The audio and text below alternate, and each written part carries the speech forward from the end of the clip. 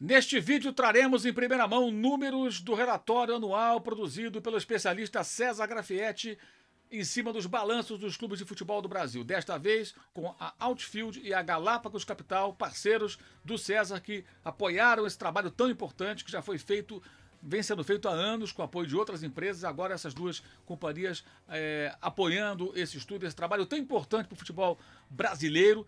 Então, que legal a iniciativa de apoiá-los, parabéns, porque o César e a sua equipe, eles esmiuçam as cifras dos clubes do Brasil.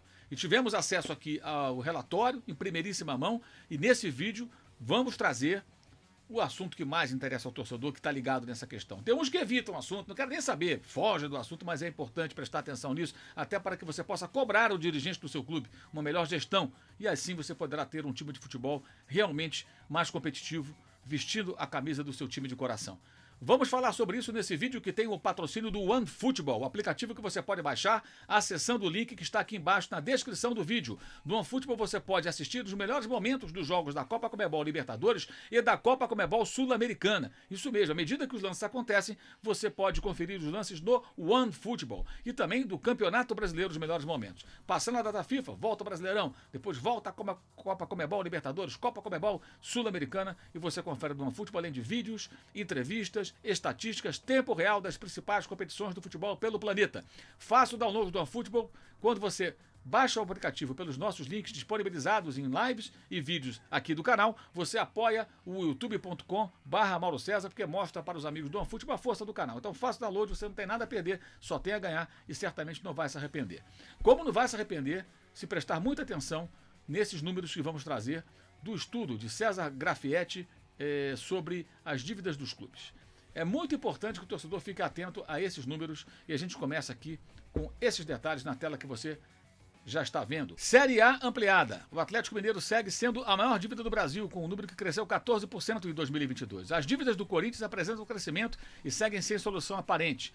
A maior parte das dívidas do Atlético Paranaense são com o Banco de Fomento do Paraná e estão associadas à construção da Arena da Baixada. Há uma série de discussões da Justiça sobre ela e o clube aparentemente tem sido vencedor. Frisa aqui o relatório. Aguardamos a solução para ajustar o número à realidade. Aí outro detalhe importante. Os números das SAFs de Botafogo, Cruzeiro e Vasco são a soma entre suas dívidas e as dívidas das associações. Ou seja, o que deve a SAF, que é o futebol, e o que deve o clube original, o clube social, enfim.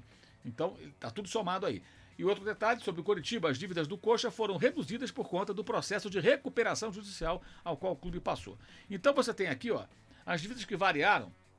Atlético Mineiro, mais endividado. A dívida subiu ano passado, gente, 183 milhões, 14%. O Corinthians também subiu, 66 milhões, 7%. Cruzeiro, 77 milhões, 11%. O Vasco subiu 5 milhões, 1%. São Paulo, 66 milhões, 10%. Botafogo, 149 milhões, 32%. Fluminense, a dívida subiu 110 milhões, 22%. Inter subiu 27 milhões, 5%. Atlético Paranaense subiu 151 milhões, 34%. O Bragantino subiu 195 milhões, 59%. O Santos subiu 35 milhões, 8%. Palmeiras subiu 13 milhões, 3%. É pouco para o Palmeiras, não se preocupe, palmeirense.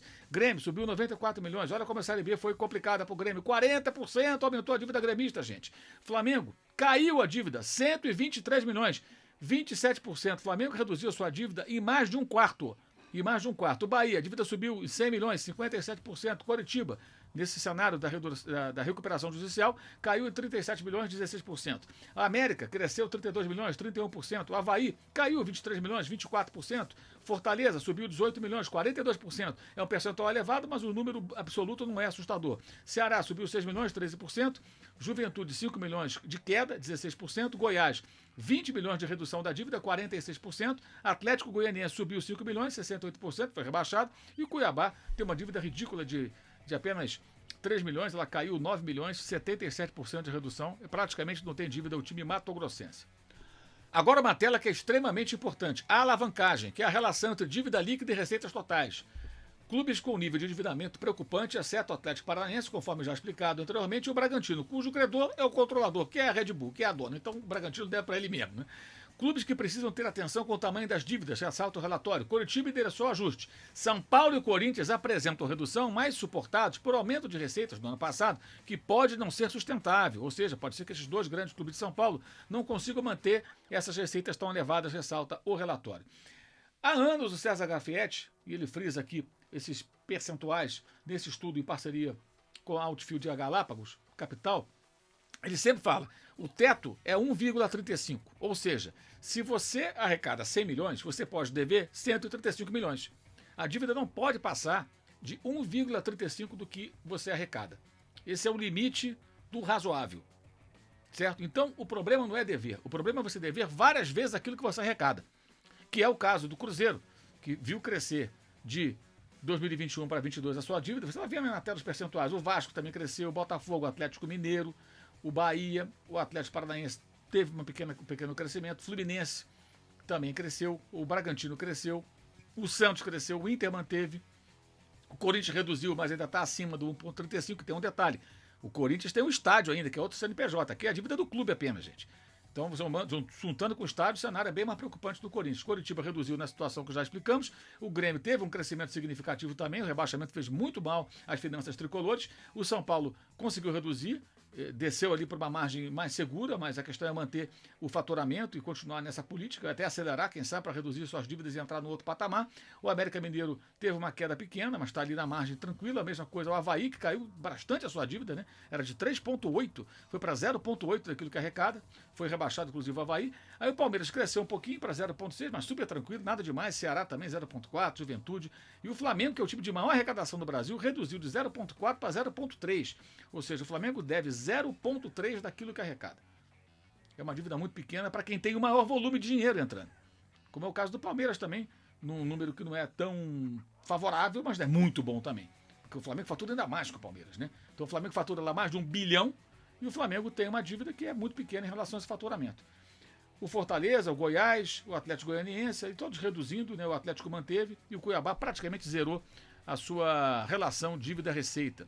E agora vem outro número que é muito importante e até um tanto quanto assustador para o torcedor. O relatório, ele traz esse exercício, tá, que teve o intuito de avaliar a alavancagem, né, considerando a receita anual média dos últimos 4 anos, pegaram a média de arrecadação dos 4 últimos anos, né, e em cima disso, o que eles fizeram? Eles calcularam quantos anos seriam necessários para, retirando 20% do arrecadado, arrecadou 100 milhões, tira 20 milhões para pagar a dívida. Arrecadou 1 bilhão, tira 200 milhões para pagar a dívida. 20% você tira para pagar a sua dívida. Então, na média dos 4 últimos anos, tirando 20% para ir amortecendo a dívida, em quantos anos cada clube conseguiria zerá-la? Isso não é preciso zerar a dívida. Você tem que ter uma dívida, como eu já mostrei antes, da tela anterior, controlada, que não passe 1,35. Uma dívida que você consiga pagar, consiga administrar bem. Tá? Mas apenas a título de ilustração e para entender o tamanho do buraco de cada clube, quanto tempo levaria, tirando 20% do que arrecada em média, arrecadou em média nos 4 últimos anos, cada clube para poder zerar a sua dívida, né? Vamos lá. Atlético Mineiro precisaria de praticamente 21 anos, você está vendo aí. O Cruzeiro, 2 décadas. O Botafogo, quase 19 anos. O Vasco, mais de 17 anos. Bragantino, 12 anos. Fluminense, mais de 10 anos. O Corinthians, quase 10 anos, fora o estádio. O Atlético Paranaense, quase 9 anos. O Coritiba também, quase 9 anos. O Bahia, mais de 8 anos. O América, mais de 7 anos, quase 8. O Inter, mais de 7 anos. O São Paulo, 7 anos praticamente. É interessante isso. O São Paulo, que tem um poder de arrecadação muito grande, ele em 7 anos poderia zerar a dívida. Isso significa que se ele tirasse 20% que arrecadou em média para pagar as dívidas, o São Paulo conseguiria, de repente, em 4, 5 anos, ter uma dívida muito mais controlada. Não precisaria zerar, mas estaria a dívida controlada. Se conseguisse tirar mais de 20%, ainda 30%, 35%, nossa, seriam anos de sacrifício e anos muito mais seguros no futuro, né?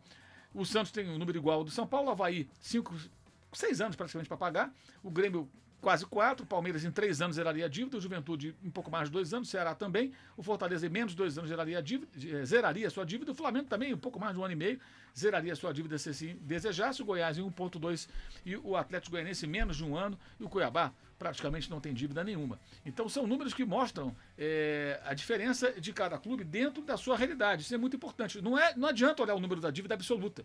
A dívida do Juventude é de tanto, do Flamengo é muito maior. Mas o Flamengo fatura várias vezes o que fatura o Juventude, para citar apenas um exemplo. O Palmeiras comparado com o Avaí, clubes que foram rebaixados no ano passado. Não dá para comparar por simplesmente. Essa relação dívida-receita é muito importante. E esse estudo voltará a ser abordado aqui no nosso canal. Esse é um primeiro vídeo que a gente faz mostrando esses números, que são muito importantes, que mostram como você, torcedor, tem que ficar atento a esse assunto. Eu sei que é meio árido, nem todo mundo gosta, muitos acham chato, mas é importante prestar atenção. É um processo de educação do torcedor, educação financeira, para que ele possa questionar o dirigente. Não caia nessa conversa fiada. Ah, vamos contratar, vamos fazer acontecer, tem que trazer, depois a torcida paga. Isso é bobagem. Isso é uma conversa lá da década de 60, 70. Isso não funciona mais.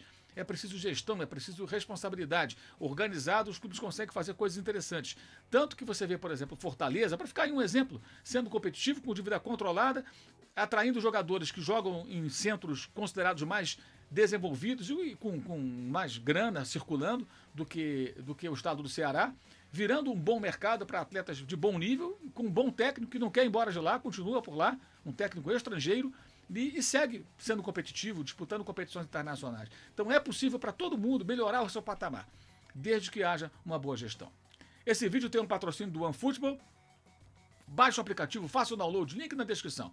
Você vai ter farto conteúdo, Copa Conmebol Libertadores, Copa Conmebol Sul-Americana, Campeonato Brasileiro, melhores momentos, os gols, você vê no OneFootball. Então aproveite. Teremos a volta das nossas lives na quinta-feira da semana que vem, logo depois de Bragantino, Red Bull, Bragantino e Flamengo, tá? Jogo 9h30, então lá pelas 11h40, 11h45 estaremos aqui batendo um papo. Além da live depois do jogo Bragantino e Flamengo, eu quero destacar também aqui os links na descrição do vídeo para o canal de cortes, com o melhor das nossas lives, o Clube de Membros, faça inscrição. Clube de Membros, com a live desse mês agora, vai acontecer já, a live Mesa Redonda com os membros do canal, certo? Também o nosso curso online de jornalismo esportivo, o nosso blog no UOL Esporte e o Uso 360 com os produtos do canal, camisetas, canecas da Live Soft Shop e outros temas. Você aproveita o desconto que está na tela e também pode aproveitar o cupom Mauro para comprar com um descontinho bacana que você vai ganhar. Saudações!